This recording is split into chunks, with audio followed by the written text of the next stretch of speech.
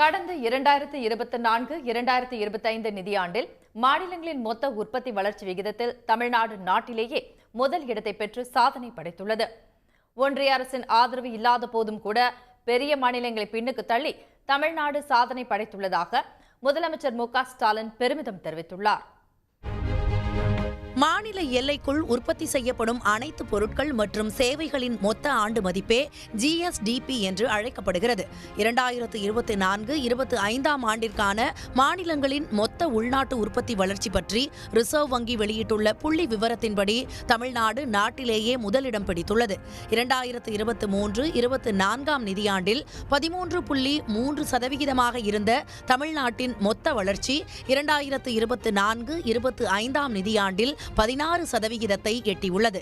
இதுகுறித்து பெருமிதம் தெரிவித்துள்ள முதலமைச்சர் மு.க.ஸ்டாலின், வானுயர் ஜிஎஸ்டிபி வளர்ச்சி விகிதத்துடன் பெரு மாநிலங்களை எல்லாம் பின்னுக்கு தள்ளிய தமிழ்நாடு சாதனை படைத்துள்ளதாக குறிப்பிட்டுள்ளார்.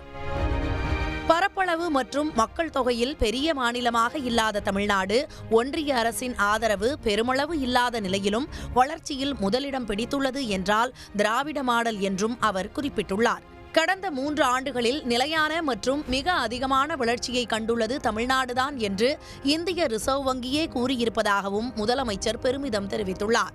தமிழ்நாட்டின் பொருளாதாரம் 2021-2025 ஆண்டு வரையிலான நிதி ஆண்டுகளில் மட்டுமே 10.5 லட்சம் கோடி ரூபாய் அளவிற்கு உயர்ந்திருக்கிறது என்று கூறியுள்ள அவர், மொத்த மதிப்பு ரூபாய் 31.19 லட்சம் கோடியாக இருப்பதையும் சுட்டிக்காட்டியுள்ளார்.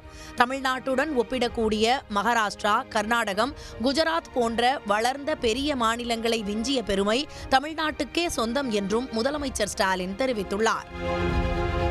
தனிநபர் வருமான உயர்விலும் தமிழ்நாட்டின் வெற்றி தொடர்கிறது என்று கூறியுள்ள அவர், 2031 ஆண்டு திராவிட மாடல் 2.0 நிறைவு பெறும்போது இந்தியாவில் தமிழ்நாடு முதலிடத்தில் இல்லாத துறையே இல்லை என்ற நிலையை உருவாக்கி காட்டப்போவதாகவும் முதலமைச்சர் மு.க.ஸ்டாலின் சூளுரைத்துள்ளார்.